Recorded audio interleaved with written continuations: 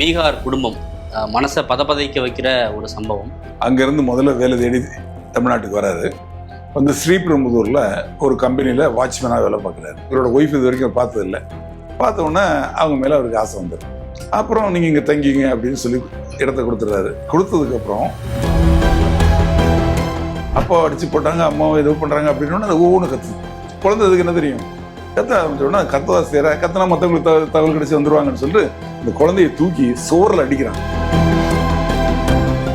கத்தியை வச்சுட்டு இப்படி ஆடுறான், பாடுறான், நாக்க துருத்துறான், இவனை போய் அப்படி வெட்டுற மாதிரி போறான். ஏன் ஒரு இது மாதிரியான சம்பவங்களை தடுக்க முடியாத காவல்துறை முன்கூட்டியே அரசு சார்பாக கொடுக்கக்கூடிய ஸ்டேட்மெண்ட்லாம் பார்த்தோன்னா கஞ்சாலாம் இங்கே இல்லை, 0% ஆக்கிட்டோம். கஞ்சா அங்கே இல்லை, உண்மைதான். ஆனால் கஞ்சா புழக்கம் இருக்கா இல்லையா? அந்த கட்சிக்காரங்க அரசியல்வாதிகளுக்கு தெரியாம விற்க முடியுமா? அந்த அரசியல்வாதி சம்மந்தப்படுங்க, அந்த அரசியல்வாதியும் இந்த விற்கிறவனையும் சேர்த்து ரிமாண்ட் பண்ணியிருக்காங்களா? 1,34,000 காவல் பணியிடங்கள் இருக்கு. அதில் 10,000 பணியிடங்கள் காலியா இருக்கு. 20,000 போலீஸ் டிஎஸ்பி பட்டாலியன் இருக்காங்க. அவங்க எந்த வேலையும் கிடையாது. மினிஸ்டர் வராங்க, சிஎம் வராங்க, அந்த ஒரு சிஎம் வராரு சொல்லி ஃபுல்லா ரோட்ல தான் நிக்கிறாங்க. அடிக்கடி வந்து இமெயில் வருது பார்த்தீங்களா, முதலமைச்சர் வீட்டுக்கும் வருது வெடிகுண்டு இருக்குன்னு. ஸ்கூல் குழந்தைகள் கூல் லிப்னு சொல்லிட்டு பல்லுக்கும் உதட்டுக்கும் இடையில வைக்கிறாங்க. காவல்துறைக்கு அது பொறுப்பு தான், அது நான் இல்லைன்னு சொல்லல. அது வந்து ஏன் பள்ளி கல்வித்துறை என்ன பண்றாங்க, அரசு என்ன பண்ணுது? 26 வருட நம்பிக்கை, லட்சக்கணக்கான சந்தோஷ திருமணங்கள். கல்யாணம்னாலே தமிழ் மேட்ரிமோனி தான். விகடன் நேயர்களுக்கு வணக்கம். தமிழகத்தில் குறிப்பாக தமிழக தலைநகர் சென்னையில் பீகாரை சேர்ந்த ஒரு குடும்பம் ஒட்டுமொத்தமாக கொலை செய்யப்பட்டிருக்கிறது. மிகப்பெரிய அதிர்வலைகளை ஏற்படுத்தியிருக்கு. கடந்த மாதம் மகாராஷ்டிராவை சேர்ந்த ஒரு இளைஞரை திருத்தணியில் வச்சு கொடூரமாக தாக்கியிருந்தாங்க. இந்த 2 சம்பவத்திலையுமே போதைங்கிறது பிரதானமான ஒரு விஷயமா இருக்குது. நாளுக்கு நாள் போதை அதிகரிச்சுட்டு இருக்கக்கூடிய சூழலில் இப்படியான குற்ற சம்பவங்களும் அதிகரிச்சுட்டு இருக்கு. இந்த வழக்குகள் பற்றி தான் இன்னைக்கு நம்ம விவாதிக்க போகிறோம். இதோடைய ஆரம்ப புள்ளி எங்கே இருக்குது, ஏன் இது மாதிரியான குற்ற சம்பவங்கள் தொடர்கதையாக இருக்குது, இதை தடுக்கிறது எப்படி, இப்படி பல்வேறு விஷயங்களை இந்த காணொலியில் விவாதிக்க போகிறோம். நம்ம கூட ஓய்வு பெற்ற ஏசிபி ராஜாராம் சார் அவர்கள் இருக்காங்க, அவர்கிட்ட பேசலாம். சார் வணக்கம். வணக்கம். எப்படி சார் இருக்கீங்க? நல்லா இருக்கு. சமீபமாக இந்த குற்றங்கள் பார்த்துருப்பீங்க. குறிப்பாக இப்போ நடந்த இந்த பீகார் குடும்பம் மனசை பதப்பதைக்க வைக்கிற ஒரு சம்பவம்.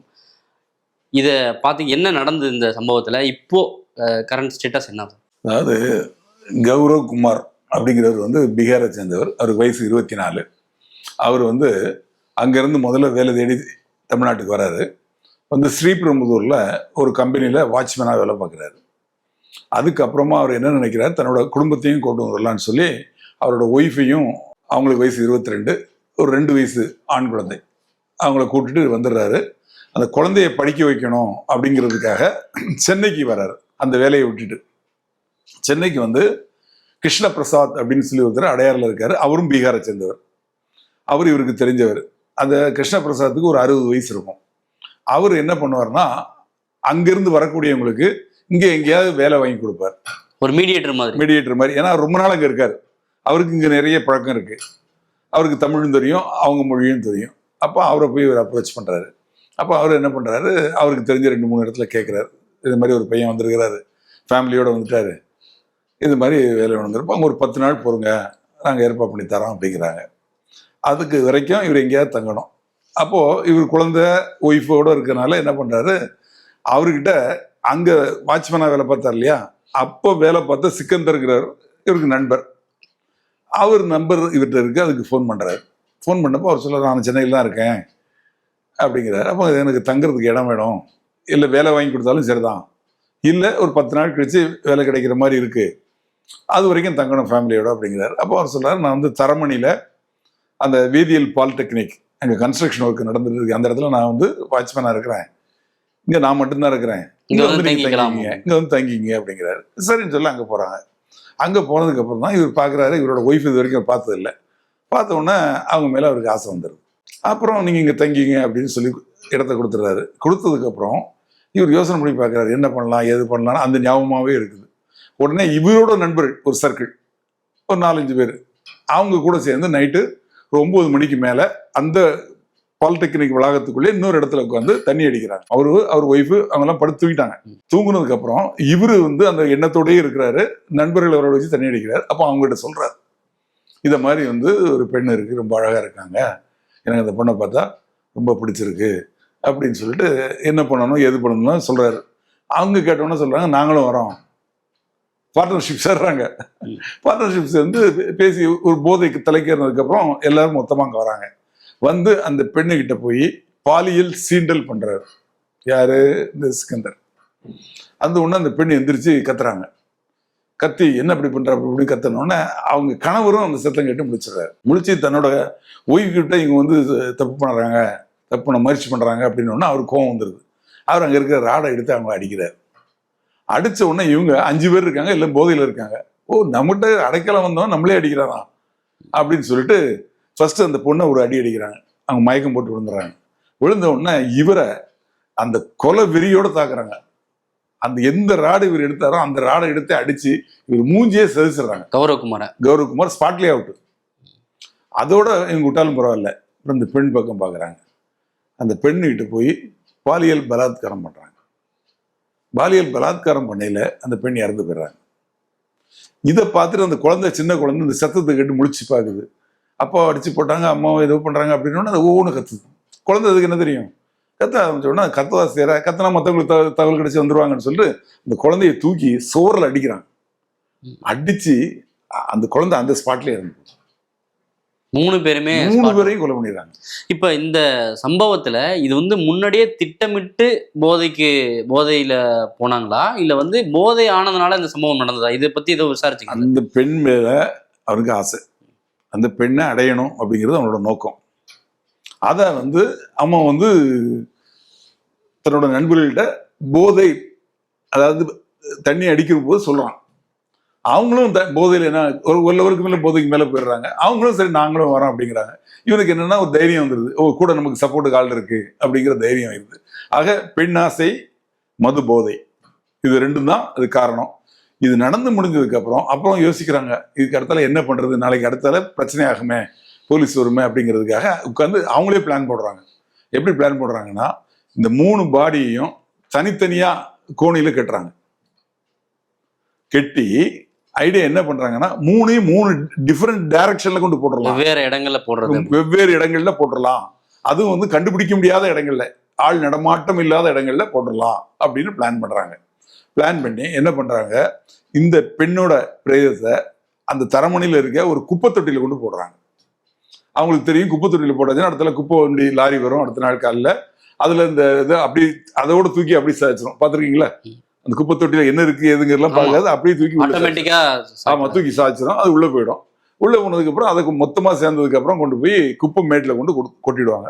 அப்ப அங்க போனதுக்கு அப்புறம் அது எப்படி போட்டு அதை பத்தி பிரச்சனை, அது வேற ஒரு லொகேஷன், இந்த லொகேஷன் இல்லை. அதனால அது அங்க போடுறாங்க. போட்டுட்டு இந்த குழந்தையோட பாடியை சரமணி ரயில்வே ஸ்டேஷன் இருக்கு இல்லையா, அதுக்கு கீழே கூவம் போகும். அந்த கூவத்து பக்கத்துல ஒட்டி கொண்டு போடுறாங்க. அந்த பக்கம் யாருமே வர மாட்டாங்க. அப்படியே கூவத்துல இருந்து அந்த இடத்துல ஆலய வரலாம் என்ன ஆகும், அழுகி போய் அப்படியே இதாகும். இல்லை கூவத்திலேயே சேர்ந்து அந்த தம்ம தண்ணியோட போயிடும். தண்ணி கொஞ்சம் ஜாஸ்தி வந்து அதை அடிச்சுட்டு கூட போயிடும்.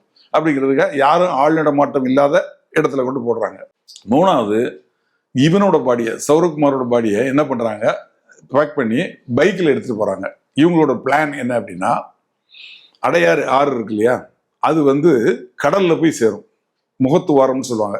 எம்ஜிஆர் சத்யா ஸ்டுடியோ இருக்கு இல்லையா, அதுக்கு பக்கத்துல தான் போய் சேரும்.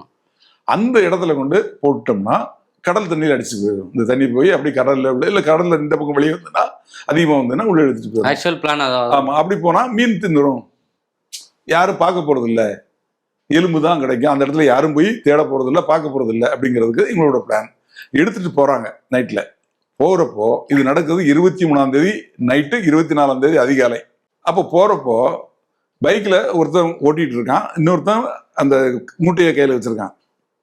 போகிட்டு இருக்கையில இந்திரா நகர் ஃபர்ஸ்ட் தெரு பக்கத்துல போகையில இந்த மூட்டை கை நழுவி கீழே விழுந்துருது. ரோடு ஓரமா விழுந்துருது. அது அந்த இடத்துல வைக்கணும்னு வைக்கல, விழுந்துருது. அப்புறம் பாக்குறானுங்க கீழே விழுந்துருச்சே, திருப்பி தூக்கலான்னு சொல்லி பார்த்தா அக்கம் பக்கத்துல பக்கம் யாரும் இல்லை.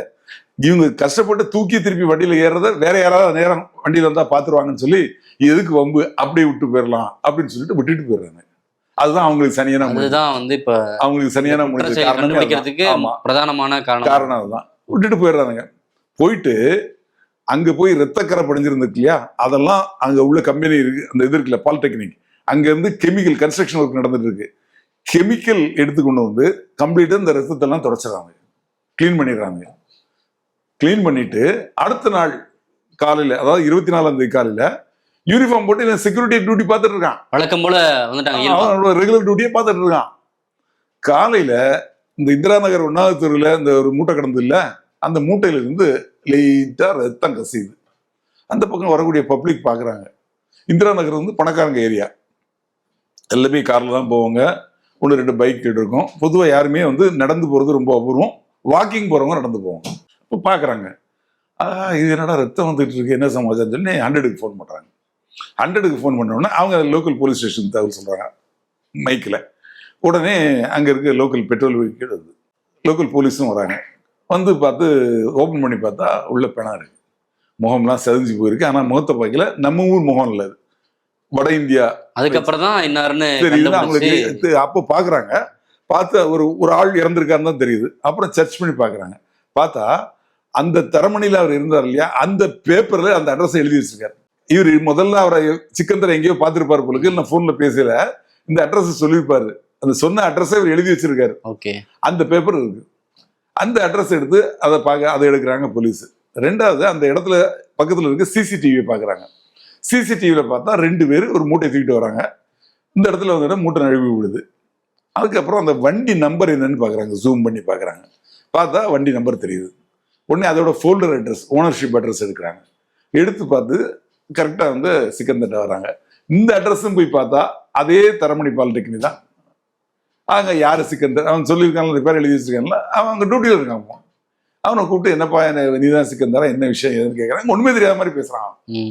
அதுக்கப்புறம் இந்த வண்டி யார் வண்டி, இந்த வண்டியை நைட்டு யார் ஓட்டினா, யார் கூட வந்தா அப்படின்னு அவனை கேட்குறப்போ அவன் சொல்கிறான். அந்த விஷயத்தெல்லாம் அவன் மறுக்க முடியல, ஏன்னா சிசிடிவி ஃபுட்டேஜ் இருக்கு, ஆதாரங்கள். ஆமாம், கேட்டோன்னா அவன் மறுக்க முடியல, அவங்கள காட்டிடுறான். அவனை பிடிச்சி தனியாக இவனே அவனுக்கு தனியாக விசாரிக்கல, எத்தனை பேர் சம்மந்தப்பட 5 பேர் சம்மந்தப்பட்டிருக்காங்க அப்படின்னு தெரிய வருது. அப்புறம் தான் இவனை துருவி விசாரிக்கிறது தான் என்ன நடந்தது அப்படின்னு. காவல்துறைக்கு அது வரைக்கும் தெரியல நடந்தது என்ன, குற்றம் நடந்தது என்ன அப்படின்னு போடுவாங்க இல்லையா, அது மாதிரி என்ன நடந்தது சொல்லு அப்படின்னு கேட்குறாங்க. அப்போ சொல்கிறான், இதை மாதிரி வந்தான், இங்கே நான் மாநிலத்தை சேர்ந்தவன் தான், 2 பேரும் ஒன்றா வேலை பார்த்தோம். அதுக்கப்புறம் நான் பிரிஞ்சு இங்கே தனியாக வந்துட்டேன், அவன் தனியாக போய் அவன் ஒய்ஃபெல்லாம் கொண்டு வந்து அதுக்கப்புறம் நடந்ததை சொல்கிறான். இங்கே வந்ததுக்கப்புறம் இந்த கொலை பண்ணது, அதுக்கப்புறம் எடுத்துகிட்டு போனதை எங்கே போட்டுருக்குன்னு சொல்கிறான். சரி வா காட்டு அப்படின்னு அவங்க 2 பேரையும் கூப்பிட்டு வராங்க. மற்றவங்களையும் பிடிச்சிடுறாங்க, எல்லாரையும் செக்யூர் பண்ணிடுறாங்க. அப்புறம் காட்டுன்னா குப்பை தொட்டியை காட்டுறான். குப்பை தொட்டியில் பார்த்தா குப்பை தொட்டியில் இந்த பணம் இல்லை. இப்போ 6 நாட்களுக்கு பிறகு இப்போ கண்டுபிடிச்சிருக்காங்க. ஆமாம், குப்பை தொட்டியில் இல்லைன்னு. அப்புறம் வண்டியில் எடுத்துகிட்டு போயிடுவானோடனே கார்பரேஷனில் அன்றைக்கி எந்த வண்டி வந்தது, யார் டிரைவர், யார் கூட வந்தவர், அப்போ அவங்களுக்கு கூப்பிட்டு போய் எந்த இடத்துல கொண்டு போட்டீங்க, பெருங்குடி இருக்கு இல்லையா பள்ளிக்கரணை, அந்த யார்டில் வந்து டம்பிங் கார்டு 8 மண்டலத்தில் இருந்து ஜோனில் உள்ள குப்பையும் அங்கே தான் வரும். அது ஒரு இடத்துல கொண்டு தட்டிட்டு போயிடுவாங்க. அதுக்கப்புறம் எடுத்து ஜேசிபி வச்சு அதை வந்து எடுத்து வேற இடத்துல போட்டு நிறுவி போடுவாங்க. கடுமையான முயற்சிகளுக்கு பிறகு இப்ப அந்த பணம் கிடைக்கல. கிட்டத்தட்ட இதுல என்னன்னா, ஒருவேளை இந்த பணம் இருந்து தெரு நாய்கள் இருக்கு இல்லையா, அது அங்க நிறைய சுத்தும். அது எது கடிச்சு இதாயிடுச்சுன்னா கண்டுபிடிக்க முடியாது. உள்ளுக்குள்ள மாட்டிக்கிட்டாலும் கஷ்டம். ஜேசிபி வச்சு எல்லா இடத்துலயும் தோண்டி 4 நாள் கழிச்சு இப்போ இன்னைக்கு கண்டுபிடிச்சிட்டாங்க. கண்டுபிடிச்சு ராயப்பேட்டை ஹாஸ்பிட்டல் அனுப்பிச்சிட்டாங்க. அந்த குழந்தையோட பிணத்தை அங்கே சொன்னாங்க இல்லையா, அந்த இடத்துல அந்த குழந்தை பிணம் இருந்தது, அதை எடுத்து ராயப்பேட்டை ஹாஸ்பிட்டல் அனுப்பிச்சிட்டாங்க. இந்த இவரோட பிணத்தையும் முதலே அனுப்பிச்சிட்டாங்க. இப்போ இந்த பெண் பாலியல் பலாத்காரத்துக்கு உட்படுத்தப்பட்டாரா இல்லையா அப்படிங்கிறத பார்க்கணும். அது ஆதாரபூர்வமா, ஆமா, ரெக்கார்டடா நமக்கு வந்து சயின்டிபிக்கா அது வந்து போஸ்ட்மார்ட்டம் நிரூபணம் பண்றதுக்கு இந்த பரிசோதனைகள் தேவை. அதே மாதிரி எப்படி கொலை செய்யப்பட்டார்கள் இவங்க சொல்றாங்கல்ல, அது வந்து கரெக்டா இருக்கா, உண்மைதானா அப்படிங்கிறது ஸ்டேட்மெண்ட் வந்து உண்மையா அப்படிங்கிறதுக்கு. ராடால அடிச்சு கொண்டாங்கன்னா ராடால அடிச்ச காயங்கள் இருக்கா, எதனால இந்த இறப்பு நடந்தது, எவ்வளவு நேரத்துக்கு முன்னாடி இந்த இறப்பு நடந்தது, இதெல்லாம் வந்து போஸ்ட்மார்ட்டத்துல தெரியும். இப்போ ஆய்வுக்கு பிறகு தெரிய வரும் சார். இப்போ என்னன்னா சார், இப்போ இது மாதிரி இப்போ கடந்த மாதம் சூரஜ்ங்கிற ஒரு மகாராஷ்டிராவை சேர்ந்த ஒரு இளைஞர் திருத்தணியில வந்து தாக்கப்பட்டார். நீங்க பார்த்துட்டு கொடூரமான தாக்குதல். கஞ்சாவில் இருக்கக்கூடிய இளைஞர்கள், அதுவும் தமிழகத்தை சேர்ந்த இளைஞர்கள் வந்து அந்த தாக்குதல் நடத்தினாங்க. அது தமிழகம் முழுக்க பெரிய அதிர்வலைகளை ஏற்படுத்துச்சு. இப்போ இந்த சம்பவம் பார்த்தோன்னா இதில் ஷாக்கிங்கான விஷயம் என்னன்னா, பீகாரை சேர்ந்த மாநிலத்தவரே இந்த குற்றச்செயல்களை அரங்கேற்றிருக்காங்க. 2க்குமே போதை தான் அடிப்படையாக இருந்திருக்கு. இதை வந்து இந்த ரூட் காஸ்ன்றது என்ன சார்? இப்போ இது மாதிரியான குற்றங்கள் வந்து அதுவும் தலைநகரத்தில் நடக்கிறது அப்படிங்கிறது ஒரு தமிழகம் முழுக்க வந்து சட்டம் ஒழுங்கை வந்து கேள்விக்குள்ளாகி இருக்கு, பொதுமக்கள் மத்தியில் ஒரு அச்சத்தை விளைவிச்சிருக்கு அப்படின்றது பார்க்க முடியுது. ஏன் ஒரு இது மாதிரியான சம்பவங்களை தடுக்க முடியாத காவல்துறை முன்கூட்டியே? இந்த சம்பவம் நடந்தது கூட பார்த்தோன்னா ஆளரவமற்ற ஒரு பகுதி, கட்டுமான பகுதி அப்படின்னு சொல்லலாம். பட் ஆனால் அந்த பாடியை கொண்டு வந்து போட்ட இடம் வந்து ஏதாவது ஒரு ரூட் வழியாக தான் வந்திருப்பாங்க. ஸோ அதெல்லாம் மானிட்டர் ஆகக்கூடிய ஒரு ஏரியா. அப்போ அதெல்லாம் கடந்து இது நடக்குதா அப்படிங்கிற ஒரு கேள்வி இருக்கு இல்லையா? அதாவது சில விஷயங்கள் இப்போ நீங்கள் கேட்டதுக்கு நான் மொத்தமாக பதில் சொல்கிறேன். நிறைய விஷயங்கள் கேட்டீங்க, நான் ஒன்று ஒன்றா சொல்கிறேன். 2 சம்பவங்கள் சொன்னீங்க. இந்த சம்பவத்தில் பெண் மீது உள்ள ஆசை அது மெயின் காரணம். போதை, அந்த போதை வெறியில போய் அந்த பெண்ணை அடையிறதுக்கு முயற்சி பண்ணுறான். அது முடியாததுனால அவங்கள அடித்து கொள்கிறான். ஒரு குடும்பத்தையே மொத்தமாக இல்லாமல் ஆக்கிட்டாங்க. இதுக்கு வந்து ஒன்று பெண்ணாசை, இன்னொன்று மது போதை. இந்த 2 இந்த சம்பவம் நடந்திருக்கு. இது ஒரு குடும்பத்தையே கருவுறத்த கதை. திருத்தணி சம்பவம் சொன்னீங்க இல்லையா? திருத்தணி சம்பவமும் அதுல 2. ஒன்று போதை. ஏற்கனவே இவங்க ட்ரெயினில் ஏறுறாங்க, ஏறப்போதே போதையில் இருக்காங்க. அது என்ன போதைன்னு தெரியல, கஞ்சா போதையா, பவுடர் போதையா, மது போதையா தெரியல. ட்ரெயினில் ஏறி மது பாட்டில் ஓப்பன் பண்ணி குடிக்கிறாங்க. ஆக ஏற்கனவே ஒரு போதையில் இருக்கிறவன் இன்னொரு போதை ஏறுது. அதுக்கப்புறம் ரீல்ஸ் மோகம். அந்த ரீல்ஸ் எடுக்கிறாங்க, கத்தியை வச்சுட்டு இப்படி ஆடுறான், பாடுறான், நாக்க துருத்துறான், இவனை போய் அப்படி வெட்டுற மாதிரி போறான். இந்த மாதிரிலாம் எடுத்து உடனே அப்லோட் பண்றான். அதாவது ஆமா, எதுக்கு பண்றான்னா அவங்க கெத்தான். ஏன்னா இது தொடர்ச்சியா பொதுவெளியில பதிவிட்டுட்டே இருந்திருக்காங்க. சோசியல் மீடியாவில் வெளிப்படையாக ரகசியமா நடக்கிற விஷயங்கள்ல குற்றச்செயல்கள்லாம் ஒரு காலகட்டத்தில் யார் பண்ணானே தெரியாது, ரகசியமா நடந்துரும், ஆளரவமற்ற பகுதியில் நடக்கும், எந்தவித ஆதாரங்களும் இருக்காது அப்படிங்கிறது ஒன்று இருக்கு. இதெல்லாம் வந்து பொதுவெளியில சமூக வலைதளங்களே பகிரும்போது ஒரு இயல்பா ஒரு அச்சம் வருது இல்லையா? அந்த பையன் வந்து அதை கூட அவன் பெருசா எடுத்துக்கல. யாரு? அந்த சுராஜ்ங்கிற பையன், அந்த சூரஜ்ங்கிறவன் அதை தப்பா எடுத்துக்கல. அவன் சும்மா சிரிச்சுக்கிட்டே கையெல்லாம் வெட்ட வருது, அப்படி தடுக்கிறான், அவ்வளவுதான். அதுக்கப்புறமா திருத்தணிக்கு போய் ட்ரெயின் நின்னதுக்கு அப்புறம் அவனை இறக்கி கூட்டுட்டு போய் அங்க காலியா கிடக்கக்கூடிய ஒரு குவார்டர்ஸ்ல, ரயில்வே குவார்டர்ஸ்ல வச்சு அவனை வந்து வெட்டுறானுங்க. வெட்டையில அதை ஒருத்தர் வீடியோ எடுக்கிறான், எடுத்து அதை அப்லோட் பண்றான். ஆக அந்த வெட்டையில ஒவ்வொரு வெட்டும் டங்கு டங்கு டங்கு நம்ம மண்டையில படையில நமக்கு கேட்குது. அந்த அளவுக்கு அவனுக்கு போதை, மது போதை, இல்லைன்னா ஏதோ ஒரு இன்னொரு போதை. அது போக அந்த ரீல்ஸ் போதை, தான் ரவுடி, தான் ஒரு கெத்து காட்டணும் அப்படிங்கிறதுக்காக. இவனுக்கு வயசு என்னன்னா 17 வயசு தான். எல்லா பசங்களும் 17 வயசு தான். அதுல ஒருத்தன் +2 வேற படிக்கிறான். ஆக இப்போ போதை அப்படிங்கிறது மெயின். அந்த போதையினாலதான் இந்த அளவுக்கு பலவிதமான போதைகள். ஆமா, இந்த இளைஞர்களும் எல்லாருமே கெட்டு போவதுக்கு காரணம் போதை. அது ஒண்ணு. 2வது வந்து சமூக வலைதளங்கள். அந்த சமூக வலைதளங்கள் இருக்கு, அதுதான் கெடுக்குது. இப்போ நல்ல விஷயங்களை கற்பிக்கிறத அதுதான் உருவாக்கப்பட்டது. ஆனா இன்னைக்கு அந்த சமூக வலைதளங்களை நீங்க எல்லாருமே செல் வச்சிருக்காங்க. 1 வயசு குழந்தையிலேருந்து 50 வயசுல 70 வயசு தாத்தா வரைக்கும் வச்சிருக்காங்க. அதை அப்படி புரட்டினீங்கன்னா தெரியாம ஏதாவது ஒரு கைப்பட்டதுன்னா அசிங்கமான விஷயங்கள், தேவையில்லாத விஷயங்கள் அப்படி வரிசையா வந்துகிட்டே இருக்கு. அந்த மாதிரி வரையில இந்த மாதிரி போதைக்கு அடிமையானவன் அதை பார்க்குறப்போ அவனுக்கு என்ன தோணும்? அதை பார்க்கணும், அதை மாதிரி செய்யணும் அப்படின்னு அவனுக்கு தோணும். இது போக இந்த டீனேஜில் உள்ள குழந்தைகள் இருக்காங்கல்ல, பையன்களோ பெண்களோ, அவங்களுக்கு இது புதுசு. அவங்களுக்கு வந்து எதையும் கற்றுக்கக்கூடிய ஒரு ஆர்வம். அப்போ இதை பார்க்கல அவங்களுக்கும் அதில் ஒரு ஆர்வம். அப்போ அதனால இந்த குழந்தைகள் கெட்டு போகுது. நம்ம இந்தியா வந்து ஒரு கலாச்சாரம் மிக்க நாடு. கலாச்சார சீரழிவுக்கு காரணம் இந்த மது, இந்த போதை வஸ்துக்களும். 2வது வந்து இந்த சமூக வலைத்தளங்கள். சமூக வலைத்தளங்கள்ல 60 ஆப்பை இது வரைக்கும் தடை பண்ணியிருக்காங்க. ஆனா தடை பண்ணாலும் அதே ஆப் வேற ஒரு பேர்ல வரும். இதை சரி பண்ணணும் அப்படின்னா இதுக்குன்னு ஒரு தனி இலாக்காவை உருவாக்கி இதை மாதிரி ஆப் எது எது வருதோ அதை அப்பப்போ தடை பண்ணணும். அது வந்து எந்த பேர்ல வந்தாலும் தடை பண்ணணும். இன்னொரு விஷயம், அடிக்கடி வந்து இமெயில் வருது பார்த்தீங்களா? முதலமைச்சர் வீட்டுக்கும் வருது வெடிகுண்டு இருக்குன்னு, ஹைகோர்ட்டுக்கும் வருது, சுப்ரீம் கோர்ட்டுக்கும் வருது, எல்லா ஸ்கூலுக்கும் வருது. ஆக அந்த இடத்துல வெடிகுண்டு வைக்கப்பட்டிருந்தால் எவ்வளவு பெரிய சேதமாகும்? ஸ்கூல்ல எத்தனை குழந்தைங்க படிக்கிறாங்க? ஆனா ஆண்டவன் புனிதத்தில் இது வரைக்கும் எந்த இடத்துலயும் வெடிகுண்டு இல்லை. ஆனால் அதை வேண்டும்னே யாரோ செய்யறாங்க, ஒரு கும்பல் பண்றாங்க. இல்ல இதெல்லாம் அதை எப்படி பண்றாங்க அப்படிங்கிறதுனா அந்த இமெயில் ஐடியே தெரியாத அளவுக்கு பண்றாங்க. அதுக்கு ஒரு ஆப் இருக்கு. அந்த ஆப்ல போயிட்டீங்கன்னா நீங்க எந்த இதுல இருந்து அனுப்பிச்சீங்க, இமெயில் ஐடி எந்த இமெயில் ஐடியில இருந்து அனுப்புறீங்க, எந்த வெப் கேமரா அது இருக்குல்ல அந்த கேமரா இருந்து அனுப்பிச்சிங்க அப்படிங்கிறத கண்டுபிடிக்க முடியாது. அந்த மாதிரி ஒரு சூழல் இருக்கக்கூடிய அந்த ஆப்பை நீங்க தடை பண்ணுங்க. எவ்வளவு பேர் ஒரு ஒரு ஒரு வீட்டுல வந்து ஒரு ஸ்கூல்லயோ வெடிகுண்டு இருக்குன்னு சொன்னா எவ்வளவு தூரம் பதற்றத்தோட அந்த காவல்துறை வந்து போக வேண்டியிருக்கு, தேட வேண்டியிருக்கு. அதே மாதிரி அந்த குழந்தைகளோட தாய் பெற்றோர்கள் அவங்க எவ்வளவு பயம், அவங்க மனசு எவ்வளவு பதற்றம் அடையும். அதே மாதிரி பாருங்க, முதலமைச்சர் வீட்டுக்கே, தலைமைச் செயலகத்துக்கே, ஹைகோர்ட்டுக்கே, சுப்ரீம் கோர்ட்டுக்கே வருதுன்னா இதுக்கெல்லாம் காரணம் என்ன? அதெல்லாம் தடை பண்ணணும். எதுக்காக சொல்ல வரேன்னா, இந்த மாதிரி குற்றங்களில் ஈடுபட்டவா அவங்களை பிடிபட்டாலும், சைபர் கிரைம்ல பிடிபட்டாலும் அவங்களுக்கு என்ன தண்டனை தெரியுமா? 6 மாசம் தான் தண்டனை. ஐடி ஆக்ட் பிரகாரம் சட்டத்தில் அவ்வளவு பெரிய ஓட்டம் இருக்கு. அதை கண்டுபிடிக்கிறதுக்கு நம்மகிட்ட வசதிகளும் இல்லை. சைபர் கிரைமை தடுக்கிறதுக்கோ கண்டுபிடிக்கிறதுக்கோ, கண்டுபிடிச்சு அவங்கள கொண்டு வந்து தண்டனை வாங்கி கொடுக்கறதுக்கோ பெரிய கட்டமைப்பு நம்மகிட்ட இல்லை. ஒரு மாவட்டத்துக்கு ஒரே ஒரு போலீஸ் ஸ்டேஷன் தான் இருக்கு. இந்த மாதிரி விஷயங்கள்லாம் நம்ம அதே மாதிரி இந்த போதை வஸ்துக்கள் அப்படின்னா கஞ்சா அப்படின்னு எடுத்துங்க. கஞ்சா தமிழ்நாட்டில் தேனி மலைக்காடுகள் ஒரு காலத்துல இருந்து இப்போ இல்லை சுத்தமா. ஆனா தமிழ்நாட்டில் கஞ்சா புழக்கம் இன்னைக்கு ஜாஸ்தியா இருக்கு. இங்க இருந்து வெளிநாடுகளுக்கு போகுது. அதான் சார், அதுதான் இப்ப எப்படி முக்கியமான கேள்வியா இருக்கு. எப்படி இங்க எப்படி அதான் சொல்ல வரேன்.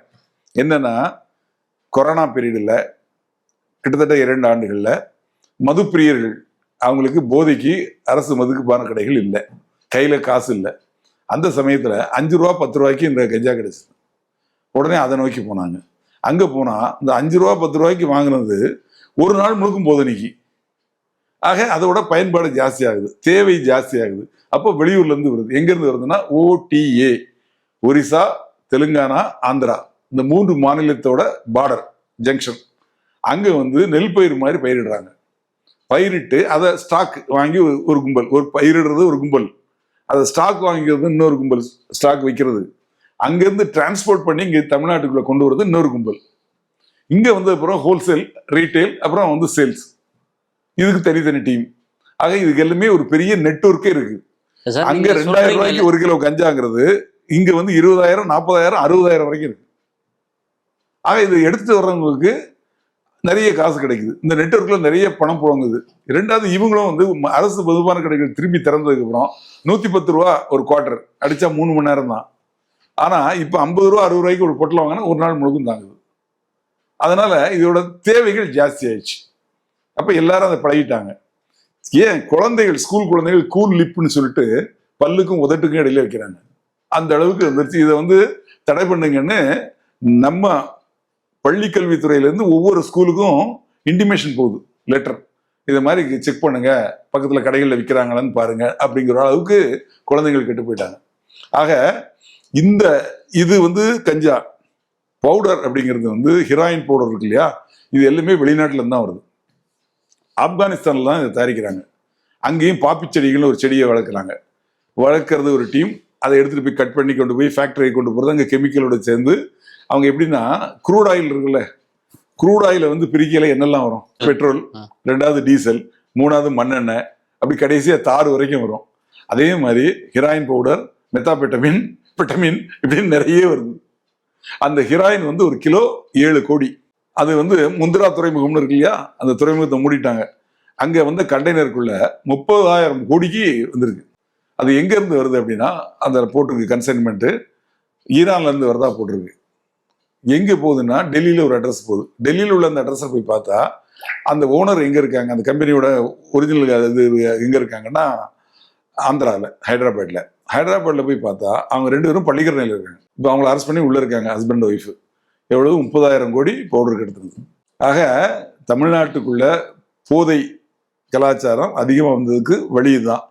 இது மட்டும் இல்லை, நம்ம நாட்டில இருந்து வெளிநாடுகளுக்கு போகுது. நம்ம கடற்கரை, நீண்ட கடற்கரையில் இங்க இருந்து ஸ்லோனுக்கு போகுது. அதே மாதிரி மலேசியாவுக்கு போகுது, இந்தோனேஷியாவுக்கு போகுது, அந்த மாதிரி போகுது. கஞ்சா ஆயில்னு இருக்கு. கஞ்சா பல வகைகளில் கிடைக்குது. கஞ்சா ஆயில் வந்து 1 லிட்டர் 1 கோடி ரூபாய்.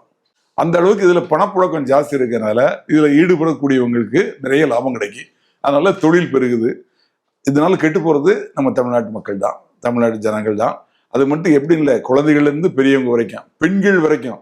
ஈசிஆர்ல பாருங்க, வீக்கெண்டுன்னு சொல்லிட்டு பெண்கள் நல்ல லட்சக்கணக்கில் சம்பளம் வாங்கக்கூடிய படித்த பெண்கள் அவங்கெல்லாம் ஆட்டம் போடுறாங்க. அதுக்கெல்லாம் காரணம் இந்த போதை.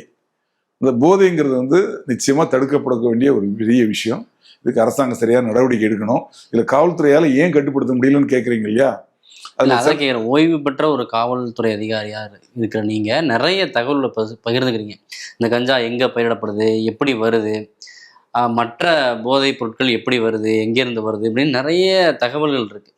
இது எல்லாமே காவல்துறைக்கு தெரியும் இல்லையா? அவங்கள மீறி இந்த சிட்டிக்குள்ளேயோ இல்லை புழக்கத்துக்கோ வர்றதுன்றது வந்து சாதாரண விஷயம் இல்லை. ஏன்னா எங்க பார்த்தாலும் நீங்க சொல்றதெல்லாம் கரெக்டு. தமிழ்நாட்டில் எவ்வளவு காவலர் இருக்காங்க? 8 கோடி ஜனதொகை, 1,34,000 காவல் பணியிடங்கள் இருக்கு. அதுல 10,000 பணியிடங்கள் காலியா இருக்கு. 20,000 போலீஸ் டிஎஸ்பி பட்டாலியன் இருக்காங்க. அவங்க எந்த வேலையும் கிடையாது. இதுல விஐபி செக்யூரிட்டி, என்னைக்கு ராஜீவ்காந்தி தமிழ்நாட்டில் இறந்தாரோ அன்னையில இருந்து விஐபி செக்யூரிட்டி, மினிஸ்டர் வராங்க, சிஎம் வராங்க, அந்த ஒரு சிஎம் வராருன்னு சொல்லி ஃபுல்லா ரோட்ல தான் நிக்கிறாங்க. இவங்களோட வேலையை குற்றத்தடுப்பு பணிகளை செய்ய முடியல. ரெண்டாவது, நம்ம சொன்ன 2 போதை வஸ்துக்களும் கஞ்சாவும் பவுடரும் தமிழ்நாட்டில் உற்பத்தியாகவில்லை, வெளியிருந்து தான் உள்ள வருது. உள்ள வர்றதுக்கு நிறைய வழிகள் இருக்கு, ஒரே வழியில வரல. நம்ம மெயில ட்ரங்க் ரோட்ல பஸ் வருத, அப்படி வரல. பஸ்லயும் எடுத்துட்டு வராங்க, ட்ரெயின்லயும் எடுத்துட்டு வராங்க, வேற வழியாவும் வராங்க. அன்னைக்கு கருவாட்டு கூட ஆந்திரால இருந்து வருது. அந்த கருவாட்டு லாரியில கூட கஞ்சா 2000 கிலோ கஞ்சா வருது. அந்த மாதிரி எடுத்துட்டு வர பல வழிகள் எடுத்துட்டு வராங்க. இங்க யார் எடுத்துட்டு வந்தாங்களோ அவங்கள மட்டும் பிடிக்கிறோம். எங்க இருந்து வந்தது? ஆந்திரா, ஒரிசா, தெலுங்கானா, அங்க போய் பிடிக்கிறதுக்கு நம்ம காவல்துறைக்கு ஆளும் இல்லை, டைமும் இல்லை, போய் பிடிக்கவும் முடியல. ஸோ அங்க உற்பத்தி நடந்துட்டே இருக்கு. உற்பத்தியை வந்து அங்க தடுக்கணும். அதே மாதிரி வெளிநாட்டுல இருந்து வருது பாருங்க, அங்க போய் பிடிக்கிறது நம்ம போலீஸால முடியுமா? அப்ப அதை எப்படி தடுக்கணும்? அந்த நாட்டை கான்டாக்ட் பண்ணி சொல்லணும். அது மாதிரி நம்ம ஸ்டேட்ல இருந்து அந்த ஸ்டேட்டுக்கு சொல்லணும். இது போக இந்த வழக்குகளுக்கு NDPS ஆக்ட் அப்படின்னு சொல்லிட்டு ஒரு சட்டம், அது வந்து என்னன்னா போதைப் பொருள் தடுப்பு சட்டம் 2000 உருவாக்கப்பட்டது. போதைப் பொருள் கொஞ்சம் வச்சிருந்தாலும் அதிகம் வச்சிருந்தாலும் அவங்களுக்கு 10 ஆண்டுகள் சிறை தண்டனை, 10 லட்சம் ரூபாய் அபராதம், அப்படிதான் இருந்தது. இப்போ எவ்வளவு பொருள் வச்சிருக்கீங்களோ அதுக்கு தகுந்த மாதிரி தண்டனை. அதோட கொடுமை என்னன்னா, ஒவ்வொருத்தரும் மருத்துவ பயன்பாட்டுக்காக 10 கிராம் கஞ்சா வச்சுக்கலாம். இப்படி இருந்தா என்ன பண்ண முடியும்? சரி, தமிழ்நாட்டில் இப்ப அதிக லெவல்ல இந்த போதைப் பொருள் நடமாட்டம் இருக்கு. அப்போ காவல்துறை நிறைய பிடிக்கிறாங்க. இதுக்கெல்லாம் லேப் என்ன, ஒரே லேப் தான் இருக்கு சென்னையில். அந்த லேபுக்கு போய் அவங்க பார்த்து இது மெத்தாம்பெட்டமின், இது ஹீராயின், இது வந்து கஞ்சா அப்படின்னு சொல்லி சர்டிஃபிகேட் கொடுத்தாதான் அதை சார்ஜ் ஷீட் போட முடியும். அந்த குறிப்பிட்ட டேட்டுக்குள்ள அது போட முடியலன்னா, அங்கிருந்து ரிசல்ட் வரலன்னா இவனை ஜாமீன்ல விட்டுறாங்க, வெளியே போயிடுறான். சார், நீங்க சொல்றது புரியுது. இன்னொரு பக்கம் வந்து பணிச்சுமை இருக்கு, போதுமான காவலர்கள் இல்லை அப்படிங்கிறதெல்லாம் புரியுது. பல்வேறு வழிகளில் வருது, அதை வந்து கண்டுபிடிக்க முடியல அப்படிங்கிறது. ஆனா இங்க புழக்கத்துக்கு வரும்போது, ஒரு மாணவர்கள்ட்ட போகும்போது, பள்ளிக்கூடத்துல கூட எளிமையா கிடைக்குது அப்படின்னும் போது தானே இங்க சிக்கல் வருது. அதை கூட தடுக்கல அப்படிங்கிற ஒரு காவல்துறைக்கு மட்டுமே அந்த பொறுப்பு இல்லை. காவல்துறைக்கு அது பொறுப்பு தான், அது நான் இல்லைன்னு சொல்லல. அது வந்து ஏன் பள்ளி கல்வித்துறை என்ன பண்றாங்க, அரசு என்ன பண்ணுது, பொதுமக்கள் என்ன பண்றாங்க, அவங்க குழந்தைகள் பாதிக்கப்படுது இல்ல? இது மாதிரி இருக்கு, யார் எத்தனை பேர் சொல்லியிருக்காங்க? அதே மாதிரி இந்த போதைக்கு அடிமையானவங்கள அதுல இருந்து வெளியே கொண்டு வரதுக்கு அரசு என்ன நடவடிக்கை எடுத்திருக்காங்க, அதெல்லாம் கேளுங்க. நீ ஒன்லி காவல்துறை என்ன நினைக்கிறீங்க? காவல்துறை மட்டும் தான் நீங்க சொல்லுங்க. காவல்துறைக்கு பாருங்க, இது மட்டுமே வேலை இல்ல. காவல்துறைக்கு பாருங்க, வெட்டினது, குத்துனது, கொலை பண்ணது, விஐபி மதுவசு, 1008 பணிகள் இருக்கு. அந்த பணிகளை நான் இல்லைன்னு சொல்லுவேன். ஆனால் அந்த பணிகளை மட்டுமே நீங்க காரணங்களே, மத்தவங்க அதை என்ன பண்றாங்க? அரசு வந்து இந்த லேப் ஜாஸ்தி பண்ணாங்களா? இந்த போதைப் பொருள் கோர்ட் வந்து ஒவ்வொரு மாவட்டத்துக்கும் உருவாக்குனாங்களா? அவ்வளவு வழக்குகள் ஆகுது இல்ல? அப்ப அவங்களுக்கு தண்டனை கரெக்டா கிடைக்கும்படி சட்டத்தை மாத்தினாங்களா? இந்த பாதிக்கப்பட்டவங்களை வந்து வெளியே கொண்டு வரதுக்கு என்ன ட்ரீட்மெண்ட் எடுக்க நடவடிக்கை எடுத்தாங்களா? இந்த மாதிரி போதைப் பொருள் வருத அந்த வரதில சம்பந்தப்பட்ட அந்த எந்த காவல் நிலைய ஏரியாவில் வைக்கிறாங்களோ அந்த காவலர்களையும் சேர்த்து ரிமாண்ட் பண்ணியிருக்காங்களா? அந்த கட்சிக்காரங்க அரசியல்வாதிகளுக்கு தெரியாம வைக்க முடியுமா? அந்த அரசியல்வாதி சம்பந்தப்படுங்க, அந்த அரசியல்வாதியும் இந்த விக்கிறவனையும் சேர்த்து ரிமாண்ட் பண்ணியிருக்காங்களா? இல்ல, இதெல்லாம் தான் கேள்வியா இருக்கு. நானும் அதுதான் கேட்கிறேன். அதெல்லாம் செய்யுங்க, அதை கொண்டு வாங்க, சட்டத்தை அப்படி கொண்டு வாங்க, லேபை கூட்டுங்க, போதை மறுவாழ்வு இல்லங்களை ஜாஸ்தி பண்ணுங்க. அதே மாதிரி தவறு செய்யங்களுக்கு தண்டனை வாங்கி கொடுங்க. காவலராக இருந்தாலும் அவனையும் சேர்த்து ரிமாண்ட் பண்ணுங்க. நான் காவல்துறையை சப்போர்ட் பண்ணி பேசல, அரசியல்வாதி சம்பந்தப்பட்டதுக்கு அவனையும் சேர்த்து ரிமாண்ட் பண்ணுங்க. கெஞ்சா விற்கிறவங்க கூட அவனையும் சேருங்க. அப்புறம் நடக்குமா? விற்பாங்களா? அந்த காவல்துறை அந்த யாரு சம்பந்தப்பட்டிருக்காங்களோ அந்த ஸ்டேஷன்ல அவனையும் சேர்த்து ரிமாண்ட் பண்ணுங்க. ஆனா இப்படியான திருத்தணி சம்பவங்கள்லாம் நடக்கும்போது அரசு சார்பாக கொடுக்கக்கூடிய ஸ்டேட்மெண்ட்லாம் பார்த்தோன்னா கஞ்சாலாம் இங்க இல்ல, 0% ஆக்கிட்டோம். கஞ்சா அங்க இல்ல, உண்மைதான். ஆனா கஞ்சா புழக்கம் இருக்கா இல்லையா? இல்லைன்னு சொல்ல முடியாது. ஏன்னா இவ்வளவு வழக்குகள் போட்டிருக்காங்களே, இவ்வளவு கஞ்சா பிடிச்சிருக்காங்க அங்க கவர்மெண்ட் சொல்றாங்களே, அப்படி இருக்கல எப்படி இல்லைன்னு சொல்ல முடியும்? இப்ப இதற்கெல்லாம் தீர்வுன்றது என்ன சார்? தீர்வுங்கிறது அரசு வந்து இதை ஒழிக்கணும் அப்படின்னு தீவிரமா இறங்கணும். காவல்துறையை வந்து நிச்சயமா சம்பந்தப்பட்டிருந்தாங்கன்னா காவல்துறையினர் நடவடிக்கை எடுக்கணும். அதே மாதிரி அவங்க அரசியல்வாதிகள் இருக்காங்கல்ல, அது எந்த கட்சியை சேர்ந்தவங்களா இருந்தாலும் சரி, இதுல சம்மந்தப்பட்டிருக்காங்கன்னா அவங்களையும் நிச்சயமா அக்யூஸ்ட் ஆகணும். அந்த அக்யூஸ்ட் கூட சேர்த்து பண்ணணும். அதே மாதிரி நான் சொன்ன மாதிரி போதை மறுவாழ்வு இல்லங்களை ஜாஸ்தி பண்ணணும். அதுல இருந்து வெளியே கொண்டு வரது கூட வழிமுறைகளை பண்ணணும். குழந்தைகளை ஸ்கூல்ல வந்து இந்த மாதிரி விஷயங்கள் எல்லாம் முன்னாடி ஒரு கிளாஸ் இருக்கும், அந்த ஒரு கிளாஸ்ல எதெல்லாம் செய்யணும் எதெல்லாம் செய்யக்கூடாதுன்னு சொல்லிக் கொடுப்பாங்க. நாங்கெல்லாம் சின்ன பிள்ளையா இருக்கல. இப்போ அதெல்லாம் காணோம். படிப்பு படிப்பு படிப்பு. வீட்டுக்கு வந்தால் செல்லு செல்லு செல்லு. இங்கேருந்து வீட்டு விட்டு போனீங்க, அதில் திரும்பி வர வரைக்கும் என்ன நடந்ததுன்னு சொல்லுன்னு கேட்குறாங்களா? அவங்க ஆளுக்கு ஒரு செல் எடுத்துட்டு இருக்காங்க, குழந்தையும் ஒரு செல் எடுத்து பண்ணிட்டு இருக்காங்க. இந்த மாதிரி கலாச்சாரங்கள்லாம் மாறணும். அவங்க குடும்பம், அவங்க குழந்தை, அவங்க சொத்து, அதை கண்காணிக்கிறதுக்கு அவங்களுக்கும் பொறுப்பு இருக்கா இல்லையா? அது மாதிரி எல்லாருக்குமே பொறுப்பு இருக்கு. காவல்துறைக்கு கூடுதல் பொறுப்பு இருக்கு. காவல்துறைக்கு கூடுதல் பொறுப்பு இருக்கு. அதை தவறுனாங்கன்னா மேல கடுமையான நடவடிக்கை எடுக்கணும் அப்படிங்கிறது என்னோட ஒரு கூட்டு முயற்சியாக தான் இதை தடுக்க முடியும் அப்படிங்கறது புரிஞ்சுக்க முடியுது. ஒட்டுமொத்தமா அரசு தான் இதை முன்னெடுக்கணும். ஏன்னா அவங்கள்ட்ட தான் அந்த பவர் இருக்கு. அது நிறைய சிக்கல்கள் இருக்கு. அதை பண்றதுல அவங்களுக்கு லேக் இருக்கு அப்படிங்கறத உங்களுடைய இதுல இருந்து புரிஞ்சுக்க முடியுது. இந்த விஷயத்துல இன்னொரு விஷயம் இருக்கு. இப்போ ஏன்னா இப்போ இந்த 2 சம்பவங்கள் நான் சொன்னதுலயுமே வந்து வடமாநில தொழிலாளர்கள் பாதிக்கப்பட்டிருக்காங்க. இப்போ வந்து வேலை தேடி வாழ்வாதாரத்துக்காக வர்றவங்க இங்க பாதிக்கப்படுறது அப்படிங்கிறது ஒன்று தமிழர்களால் பாதிக்கப்படலாம், இல்லை அவங்களாலேயே பாதிக்கப்படுறது இருக்கு. இப்போ அவங்களுடைய பிரச்சனையா இங்கே என்ன இருக்கு, அதையும் நீங்க டீப்பா ஃபாலோ பண்ணிட்டு வரீங்க. அதனால கேட்குறேன் ஒரு விஷயம் என்னன்னா, இன்னைக்கு எடுத்துக்கிட்டா அது எந்த அளவுக்கு எனக்கு கரெக்டா இல்லை, கிடைத்த தகவலை சொல்றேன். 65 லட்சம் வட மாநிலத்தவர் தமிழ்நாட்டில் இருக்காங்க. தமிழ்நாட்டோட ஜனத்தொகை 8 கோடி தான். கிட்டத்தட்ட 1/2 கோடிக்கு மேல வெளி மாநிலத்தை சேர்ந்தவங்க இருக்காங்க. அங்கிருந்து வந்திருக்காங்க, வேலை தேடி வராங்க. இந்தியாவுக்குள்ள எங்கனாலும் போகலாம், எங்கனாலும் வேலை செய்யலாம், எங்கனாலும் சொத்து வாங்கலாம். அது தப்பே கிடையாது, சட்டம் அரசியலமைச்சோட சொல்லுது. ஆனால் வந்திருக்கவங்கலாம் யார், அவன் பேர் என்ன, எங்கிருந்து வந்தான் அப்படிங்கிற எந்த தரவுகளும் நம்மகிட்ட கிடையாது. இதுக்கு வந்து இன்னர் லைன் பாஸ்போர்ட் அப்படின்னு சொல்லிட்டு ஒரு விதி இருக்கு, ஒரு சட்டம். அந்த சட்டத்தை வந்து தமிழ்நாடு அரசும் மத்திய அரசும் மாநிலங்கள் அரசுகள் மற்ற மாநில அரசுகளும் சேர்ந்து நிறைவேற்றணும். என்ன அப்படின்னா, இப்போ வட மாநிலத்தில் தமிழ்நாட்டுக்குள்ள வராங்கன்னா அவங்க வரையில அவங்களோட ஆதார் கார்டு, அவங்க இந்த இடத்துல தான் குடியிருக்காங்கன்னு சொல்லிட்டு அங்கே இருக்க தாசில்தார் கொடுக்குற சர்டிஃபிகேட், இருப்பிட சான்றிதழ். 3வது, அந்த எந்த காவல் நிலையமோ இவ மேல வழக்கு இல்லை அப்படின்னு சொல்ல சான்றிதழ். இது 3ஐயும் எடுத்துட்டு தான் வரணும். உள்ள வந்தாங்கன்னா எங்க போற, யாருக்கிட்ட வேலைக்கு போற, எவ்வளவு நாள் அங்கே வேலை, கன்ஸ்ட்ரக்ஷன் ஒர்க்கா, 3 மாசமா 6 மாசமா, யார் உனக்கு அங்கே கேர்டேக்கர். 2வது, அந்த எங்க நீ தங்குவ. 3வது, உன்னை தேடி யார் வருவா, மாமா மச்சான் அண்ணன் தம்பி மாமா யாரெல்லாம் வரானோ அவனோட அட்ரஸ் அவன் ஃபோன் நம்பர்லாம் கொடு. இதெல்லாம் அங்கே வாங்கிட்டு தான் உள்ள விடணும். இதை வாங்கி நீங்க வந்து ரெக்கார்ட் பண்ணி வச்சுக்கணும். அப்படின்னா தான் இவன் யாரு என்ன, ஒன்று குற்றவாளிகள் உள்ள வர முடியாது. அவன் கேஸ் இருக்கிறவன் யாருன்னா அவனுக்கு சர்டிஃபிகேட் கொடுக்க மாட்டாங்க, அதை வச்சுட்டு அவன் உள்ள வர முடியாது. அப்போ வந்தவன் 3 மாசம் முடிஞ்ச பிறகு ஏன் போகல, 6 மாசம் முடிஞ்ச பிறகு ஏன் போகலன்னு கேட்டு அவனை போகலன்னு திருப்பி எக்ஸ்பிளைன் பண்ணி இருக்கட்டும். அதுக்கு முன்னாடி தகவலுக்கு சொல்லு, அந்த டேட்டா மட்டும் இல்லை. அப்படி இல்லாதனாலதான் வட மாநிலத்துல 5000 10,000 கிடைக்கக்கூடிய துப்பாக்கிகள் தமிழ்நாட்டுக்கு நிறைய வந்து தமிழ்நாட்டுல A+ ரவுடிகள் எல்லாரும் துப்பாக்கி வச்சிருக்காங்க. கள்ள துப்பாக்கி, அதான் கஞ்சா போதை பொருட்கள் இல்லாம துப்பாக்கி கலாச்சாரம் இருக்கு. அதுதான் சொல்றேன்.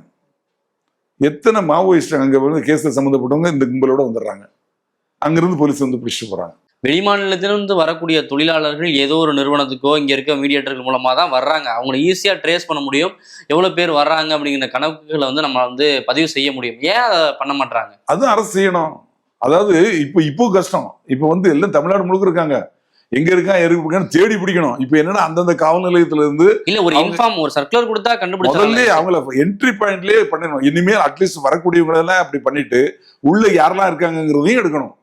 எடுத்து சரி பண்ணாதான் சரியாகும். இது ஒரு பெர்ஸ்பெக்டிவ் தான் சார். இப்ப இதுக்காக வந்து வடமாநில தொழிலாளர்களா தான் இந்த எல்லா தொழிலாளர்களும் கெட்டவங்க கிடையாது. எல்லாரும் கெட்டவங்க நம்ம சொல்லக்கூடாது, சொல்ல முடியாது. ஆனா கெட்டவங்களும் இவங்க கூட வந்துடுறாங்க.